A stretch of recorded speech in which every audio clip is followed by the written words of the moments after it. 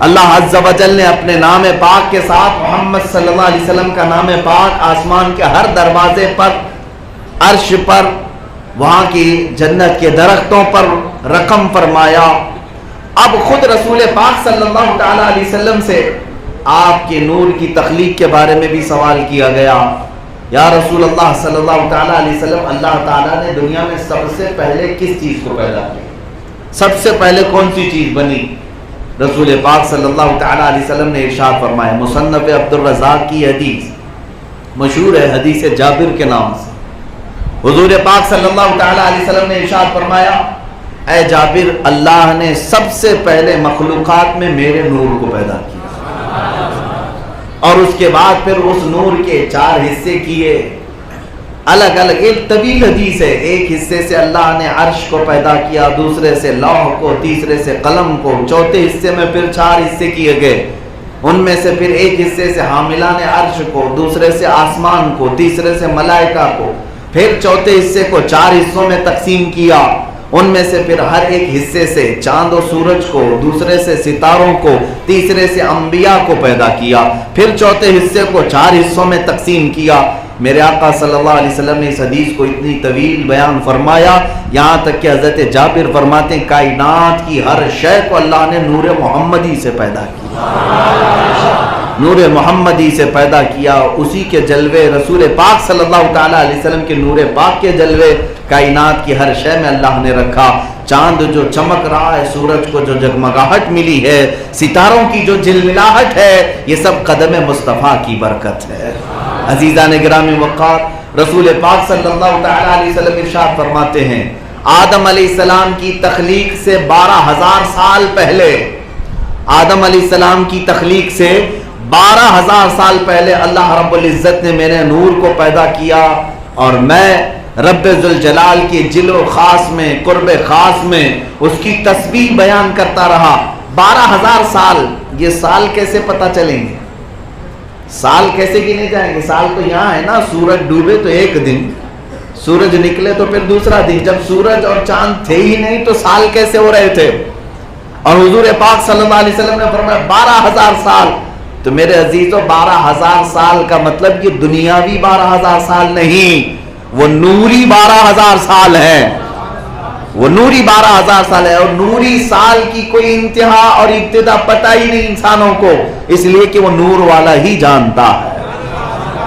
اللہ رب العزت نے پیدا کیا، اور میرے آقا صلی اللہ تعالی علیہ وسلم ارشاد فرماتے ہیں، ہزاروں سال تک میں اپنے رب کی تسبیح بیان کرتا رہا۔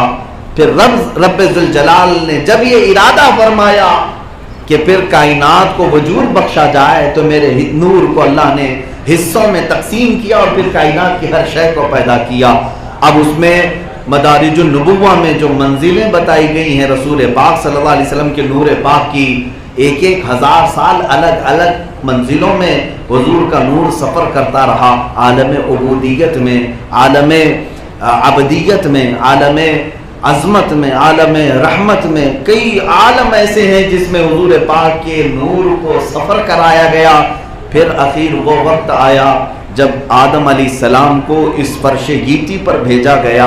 اب رسول پاک صلی اللہ تعالی علیہ وسلم کی بارگاہ میں حضرت عباس صحابی بھی ہیں، حضور کے چچا بھی ہیں، انہوں نے جو قصیدہ بیان کیا حضور کی شان میں، اس میں یہ لکھتے ہیں، یا رسول اللہ صلی اللہ تعالی علیہ وسلم، اگر آپ کا نام نہ ہوتا تو آدم علیہ السلام کی توبہ بھی قبول نہ ہوتی، اگر آپ کا نام نہ ہوتا تو نوح علیہ السلام کشتی سے کبھی باہر نہیں آ سکتے، اگر آپ کا نام نہ ہوتا تو یونس علیہ السلام مچھلی کے پیٹ سے کبھی باہر نہ آتے، اگر آپ کا نام نہ ہوتا تو ابراہیم علیہ السلام کے آگ میں جو ڈالا گیا، آگ نے جو جلنا آپ کو نہیں جلایا، وہ آپ کے نام پاک کی برکت تھی، اسماعیل علیہ السلام کی گردن پر چھری نہیں چلی، یا رسول اللہ وہ آپ کے نور پاک کی برکت تھی۔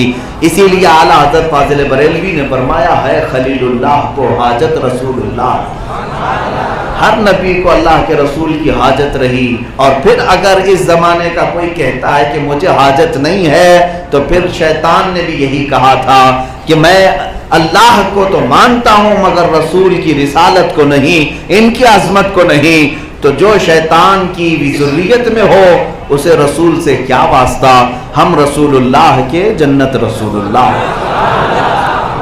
ہمارا تو یہی معمول ہے، ہم رسول اللہ کے جنت رسول اللہ کی۔ عزیزان گرامی وقار، میلاد پاک کے بارے میں چند باتیں عرض کر کے میں آگے بڑھتا ہوں۔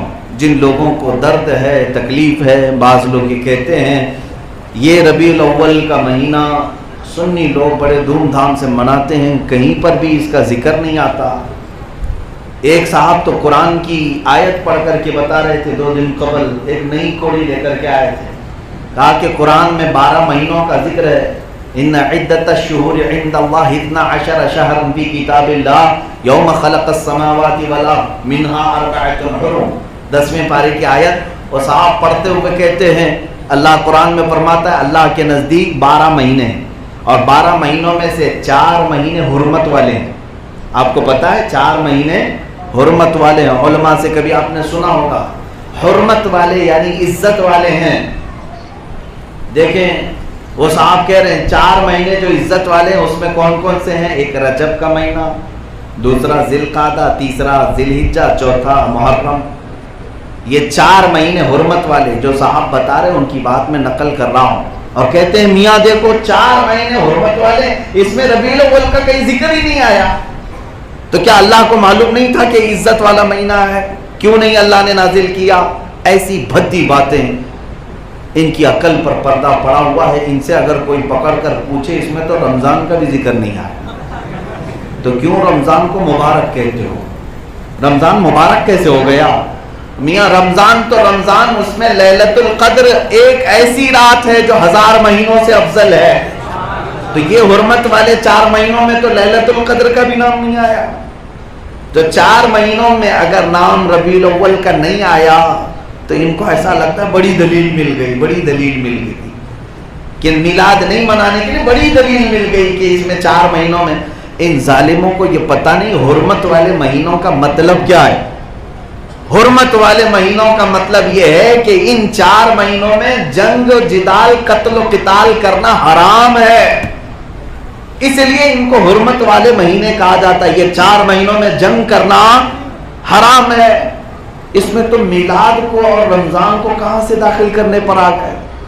میرے عزیزوں، چلے دوسرا جواب ہم یہ بھی ان سے پوچھتے ہیں، نہیں آیا نا ربیع الاول کا نام، 4 مہینوں کا تو نام آیا، رجب کا آیا، ذی القعدہ، ذی الحجہ، محرم کا نام تو آیا کہ یہ 4 مہینے حرمت والے ہیں۔ ان سے ذرا پوچھو یہ 4 مہینے جو حرمت والے ہیں یہ بتایا کس نے تمہیں؟ کس نے بتایا؟ بات تمہیں کہنی پڑے گی کہ رسول اللہ نے بتایا، بات تمہیں کہنی پڑے گی کہ یہ بات بھی کس نے بتایا؟ رسول اللہ نے بتایا۔ کہ قرآن کس پر نازل ہوا؟ رسول اللہ پر۔ تو ان سے پوچھیں میرے عزیز، تو یہ کہتا ہے کہ یہ 4 مہینوں میں میلاد کا ذکر نہیں آیا، اگر وہ میلاد آتی نہیں تو یہ 4 مہینے آتے بھی نہیں۔ ارے بقرعید بھی ملی ہے، عید الفطر بھی ملی ہے اسی میلاد کی برکت سے، اسی میلاد کی برکت سے۔ اگر رسول پاک نہ آتے تو کیا رمضان معلوم ہوتا؟ کیا قرآن معلوم ہوتا؟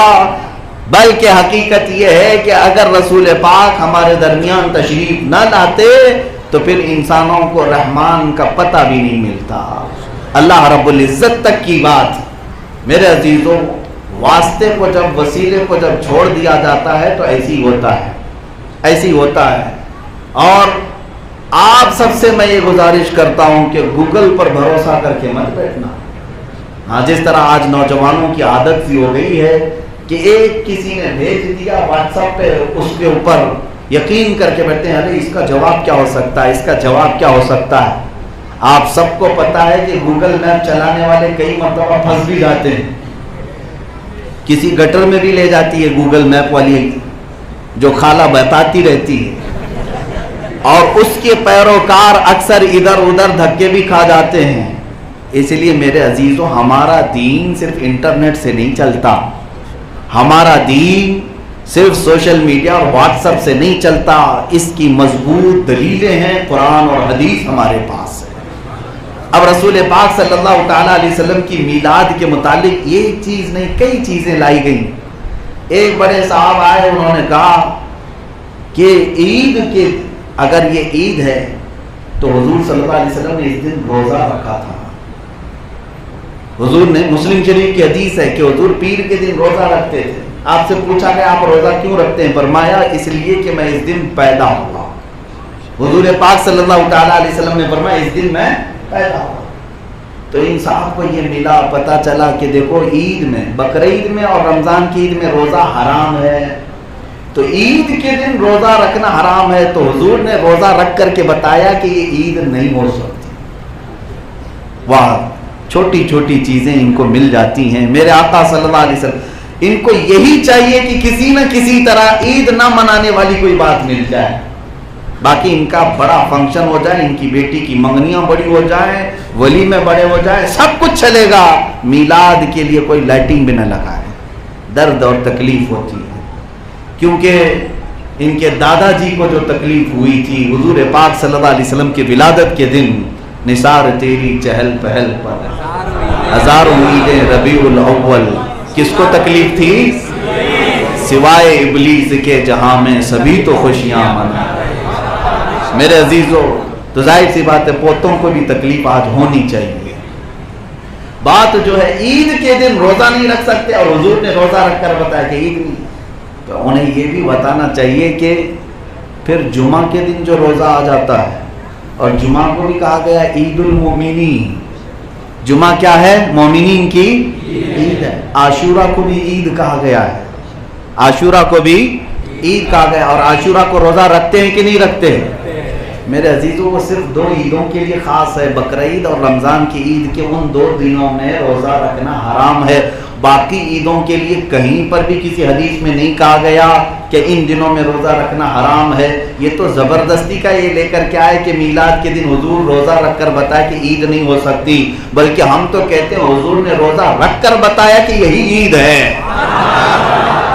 کیونکہ اللہ رب العزت کی بارگاہ میں خوشی کا جو طریقہ ہے وہ روزہ بھی ہے اور نماز بھی ہے. جیسے ہم عیدگاہ میں جا کر نماز پڑھ کر کے خوشی کا اظہار کرتے ہیں, عید کے دن روزہ رکھ کر کے بھی خوشی کا اظہار کیا جا سکتا ہے. اور ایک صاحب نے کہا کہ اچھا اگر آپ منا رہے تو یہ اب آپ کی بات ہے, اب جا کر کے یہ سب منانے لگ گئے, پہلے کیوں نہیں منایا؟ مکہ والے حضور کو پیدا ہوتے ہوئے سامنے دیکھا انہوں نے, لیکن انہوں نے تو نہیں منایا. یہ بھی بڑی بات ہے کہ حضور صلی اللہ علیہ وسلم جب مکہ میں پیدا ہوئے تب خوشیاں نہیں منائی گئی, خوشیاں نہیں منائی گئی, تو پھر آج کیوں آپ منا رہے ہیں 1400 سال کے بعد؟ پہلی بات تو ہم جو بھی یہ سوال کرے اس سے پہلے یہ طے کر لو کہ رسول پاک صلی اللہ علیہ وسلم جس وقت پیدا ہوئے تھے مکہ میں کافر تھے کہ مسلمان تھے؟ سارے لوگ کفار و مشرکین تھے سوائے حضرت بی بی آمنہ اور حضرت عبد المطلب کے. سارے لوگ کیا تھے؟ کافر تھے, ایمان لائے ہوئے نہیں تھے. تو ہم ایمان والوں کی بات کر رہے ہیں, کافروں کی بات نہیں کر رہے. کافر اگر حضور کی آمد کی خوشی نہ منائے تو ہمیں کیا فرق پڑتا ہے, اور اگر تمہارا بھی لنک ان سے ہے تب بھی ہمیں کیا فرق پڑتا ہے.